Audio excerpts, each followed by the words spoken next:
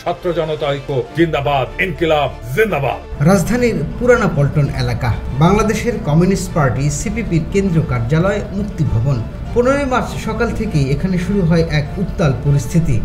পুলিশের অতিরিক্ত মোতায়েন, কালো পতাকা উত্তোলন আর লেখক ও অনলাইন অ্যাক্টিভিস্ট পিনাকি ভট্টাচার্যের ফেসবুক স্ট্যাটাসে সরব হওয়া, সব মিলিয়ে ঘটনার জেরে উত্তপ্ত রাজনৈতিক পরিমণ্ডল।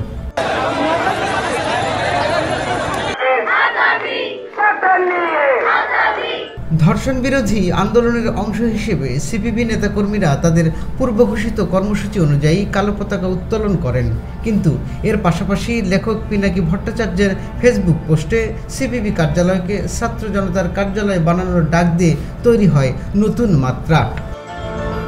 14 মার্চ রাতেই পিনাকি ভট্টাচার্য তার ভেরিফাইড ফেসবুক অ্যাকাউন্টে সিপিবি কার্যালয়কে ছাত্র জনতার কার্যালয় বানানোর ডাক দেন।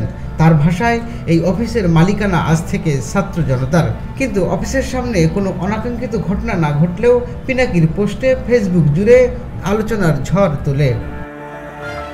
এরপর 15 মার্চ রাতে সিপিবিকে নিয়ে ফের ফেসবুকে সরব হন লেখক ও অনলাইন অ্যাক্টিভিস্ট পিনাকি ভট্টাচার্য। তিনি তার ফেসবুক স্ট্যাটাসে লেখেন, আমার ডাকে তো পুলিশ সাড়া দিল। এই অফিসের মালিকানা আজ থেকে ছাত্র জনতা। ছাত্র জনতা তার মালিকানাধীন ভবনের যথাসময়ে দখলে নেবেই।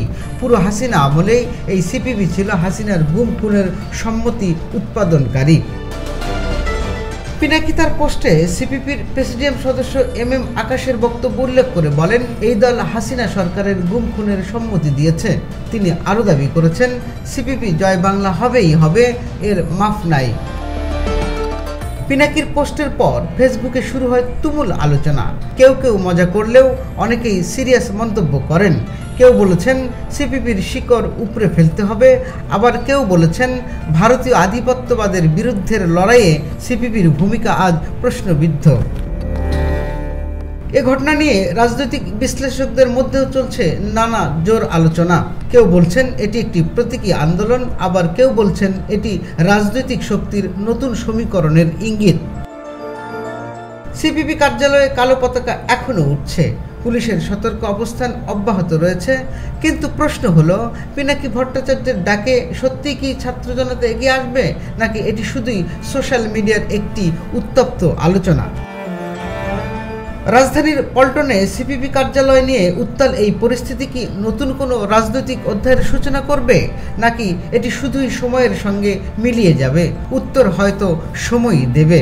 আপনার মতামত জানান কমেন্টে, এই ভিডিওটি শেয়ার করুন এবং আমাদের চ্যানেলটি সাবস্ক্রাইব করুন।